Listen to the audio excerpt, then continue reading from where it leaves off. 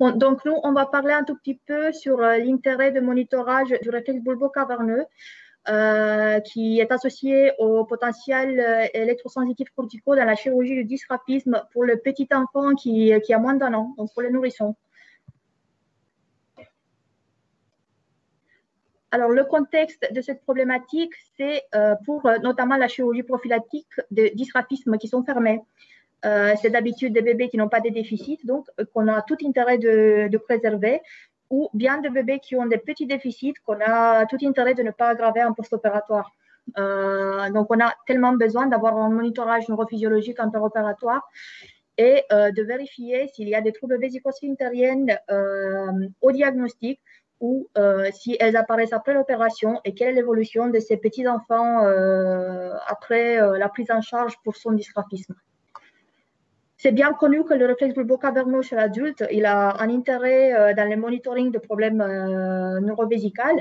Il y a plein de papiers qui ont été écrits qui montrent qu'il y a tellement un intérêt d'investiguer cet aspect de monitoring intraopératoire. Et la question qu'on se pose, c'est est-ce qu'on peut transposer chez l'enfant l'intérêt de monitoring du réflexe bulbo-caverneux? Donc, qu'est-ce que c'est le réflexe bulbo-caverneux? C'est une contraction homolatérale de muscles bulbo-caverneux et du muscle sphinctérien anal. Et c'est une contraction qui est une réponse à une stimulation nociceptive, soit du gland, soit du clitoris, en fonction du sexe de patient. C'est un réflexe polysynaptique qui a comme efférent le nerf prudental et comme afférent le nerf dorsal de la verge. Et on voit ces schémas qui nous montrent comment on peut obtenir ces réflexes. C'est tellement utile pour les problématiques du cône médulaire et pour les lésions médulaires qui sont pour eux et qui peuvent intéresser les voies de conduction vers le cône médulaire. Alors, je vais laisser un tout petit peu le Dr Penaroli vous expliquer comment on fait le monitoring actuellement pour nos patients qui ont du dysgraphisme. Donc, bonjour. Donc, nous, actuellement, ce qu'on fait chez les enfants qui sont suivis en fait à une chirurgie de dysgraphisme, c'est qu'on teste au niveau des voies longues tantôt les afférences sensitives avec une stimulation au niveau des nerfs et tibial inférieur et avec un recoil sur le cortex sensitif à travers les électrodes CZ et FZ. Puis, on fait en fait aussi une stimulation dans les cortex moteurs pour recueillir dans les muscles qui vont être en général au niveau des pieds, tibial antérieur, base latérale et sphinctérien, selon les niveaux de la chirurgie. Et puis, on teste également les racines et avec une stimulation directe, avec une sonde sur la racine même ou sur la moelle, avec un recoil dans les muscles aussi au niveau tibial, au niveau des pieds, au niveau masse latérale ou les sphincters. Ce qui nous permet en fait d'identifier les différentes racines, surtout quand les dysgraphismes génèrent une anatomie qui n'est pas très claire.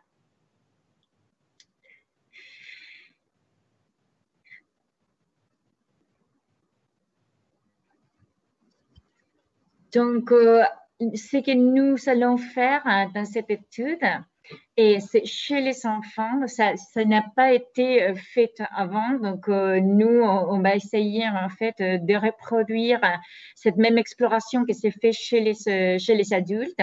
C'est de faire une stimulation au niveau des nerfs et dorsal de la verge ou des clitoris et recueillir au niveau des muscles bulbo-caverneux pour pouvoir tester l'intégrité de cette réflexe polysynaptique et l'intégrité en fait des racines sacrées.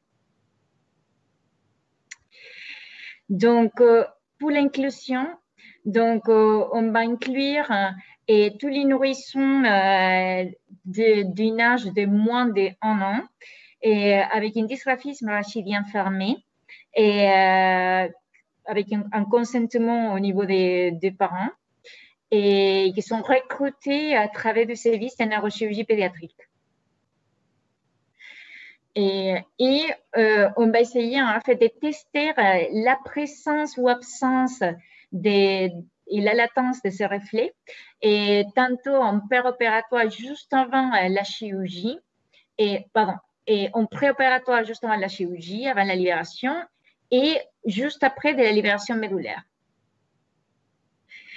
Donc, et nos objectifs secondaires, c'est de décrire s'il y a une modification en fait, de l'activité de ces reflets en pré ou en post-op, et pouvoir également déterminer s'il y a une évolution entre ces temps opératoires.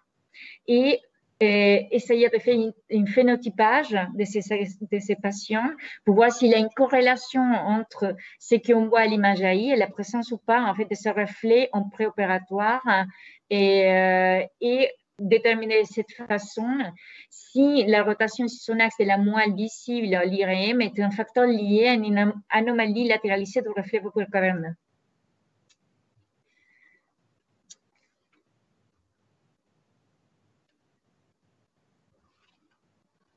Ok, donc il s'agit d'un bilan qui pourra être très très utile pour les petits enfants qui ont des dysgraphismes fermés, qui va nous permettre peut-être de les monitorer par rapport aux troubles sphinctériens qui sont quand même les plus souvent vus dans le contexte de ces malformations, et qu'on a bien intérêt de préserver puisque c'est des problèmes que les enfants vont ressentir pour le reste de leur vie en fait, et qui vont les gêner aussi dans la vie adulte.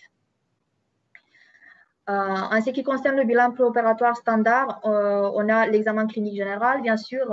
On cherche les stigmates cutanés qu'on connaît tous assez bien, les petits fossettes, les angiomes. Il y a pas mal de signes cutanés, je ne vais pas rentrer dans les détails puisqu'on les connaît tous. On cherche aussi voir s'il y a des anomalies des extrémités qui peuvent être en liaison avec un déficit donné strictement par la malformation, ou qui peuvent être des malformations associées, par exemple le pied beau qui est assez souvent vu avec ce type de malformation. On fait un testing musculaire des membres inférieurs afin de pouvoir apprécier s'il y a des déficits au niveau de la motricité des membres inférieurs. Et aussi, on fait un examen des organes génitaux externes et de la marge anale, sachant que c'est des malformations qui peuvent souvent faire partir des syndromes qui touchent aussi les syndromes digestifs et les syndromes urinaires. On a l'exemple classique du syndrome du Curralino pour ces situations. En ce qui concerne la neuroradiologie, on n'opère jamais ces malades sans avoir une IRM médulaire de très bonne qualité. Sauf si bien sûr il y a des contre-indications pour les IRM, mais d'habitude c'est des situations qui sont très très isolées. Moi ça m'est jamais arrivé. Donc l'IRM médulaire qui doit avoir des sections sagittales et des sections injectées aussi, en fonction du type de dysgraphisme qu'on voit bien sûr, et des sections axiales en T1 et en T2 qui vont nous permettre d'écrire le type de malformation qu'on a et la position de la moelle, du cône médulaire, et éventuellement anticiper si on va avoir des risques de certaines complications neurologiques après l'opération. Il faut bien être sûr sur la classification de ces dysgraphismes. Pour le moment, il y a encore des petites problématiques de nosologie de ces malformations. Il y a encore des choses à comprendre et à étudier, bien sûr, mais il faut quand même qu'on arrive à avoir une bonne caractérisation de ce type de malformation afin de prendre la bonne décision chirurgicale pour ces enfants. Il faut regarder bien où il est le cône médulaire parce qu'un cône qui est en bonne position, avec une moelle qui est en bonne position, il a quand même un pronostic qui est meilleur par rapport à ceux qui ont des moelles basses. Et il faut regarder aussi s'il y a un sens de rotation horaire ou anti-horaire du cône médulaire. Et bien sûr, on va voir si ça s'est corrélé avec une latéralisation du réflexe bulbo-caverneux. Tout ça a du sens pour le planning opératoire à la fois et pour anticiper éventuelles complications et éventuels déficits neurologiques. Autant en préopératoire, puisque comme c'est des petits enfants, parfois c'est difficile de faire un examen qui soit bien éloquent. Donc, c'est mieux de savoir quand même qu'est-ce qu'il faut qu'on cherche pour l'examen clinique, et aussi pour anticiper un tout petit peu ce qui peut se passer en post-opératoire. Si jamais on voit qu'il y a quand même des anomalies osseuses qui sont associées, on peut demander aussi un scanner de rachis en fonction du type de dysgraphisme qu'on avait découvert sur les reins. Et bien sûr, on a le bilan urodynamique qu'on fait avec nos collègues urologues pédiatres. Pas pour tous les dysgraphismes, bien sûr, parce que si c'est juste un lipome de un pilome lipomateux qui n'implique pas le cône médulaire avec une moelle en bonne position, c'est sûr qu'on va peut-être pas faire un bilan urodynamique si on n'a pas de signes cliniques qui nous sautent à vue. Mais c'est un bilan qui est quand même très utile pour le dysgraphisme, surtout pour les dysgraphismes qui impliquent les cônes médulaires. Pour les lipomes de cône médulaire, par exemple, c'est une investigation qu'on doit impérativement faire avant et après l'opération et qui a besoin d'une prise en charge donc multidisciplinaire parce qu'il faut qu'on collabore très, très bien avec nos amis urologues afin de bien évaluer les patients et afin d'avoir une prise en charge post-opératoire qui nous permet de contrôler les problèmes sphinctériens. Ouais, je vous remercie pour l'attention. Est-ce qu'il y a des questions ou, Merci beaucoup. Iris, est-ce qu'il y a une question? Oui, il y a une question. Donc, quels paramètres de stimulation, point d'interrogation, quelle probe utilisez-vous, point d'interrogation? En fait, justement, c'est ça les difficultés parce qu'il n'y a pas de ces stimulateurs qui sont adaptés à l'enfant. Donc, on est en train, justement, nous, on a un appareil, le Mimeclips. Donc, on va essayer d'utiliser, en fait, des électrodes en anneau pour pouvoir stimuler au niveau, en fait, de la verge, le deux nerfs dorsal de la verge, avec un choc unique, avec une intensité qui va commencer à régler à partir de 0,1 et à augmenter jusqu'à avoir la réponse. Et chez les filles, et l'idée, c'est de trouver aussi une sonde de stimulation pour stimuler les nerfs dorsales du clitoris avec aussi choc unique et avec aussi des intensités crescendo. Et le recoil, on le fait avec des électrodes duales aiguilles qui vont être insérées dans les muscles vulvo-caverneux. Merci, c'était très précis. D'accord, une autre question? Pas d'autres questions. Ok, très Merci bien. beaucoup. Bon courage pour le travail. Merci beaucoup. Juliette Asquette, maintenant sur la neurovessie, donc pour le centre Sémavem de Rennes.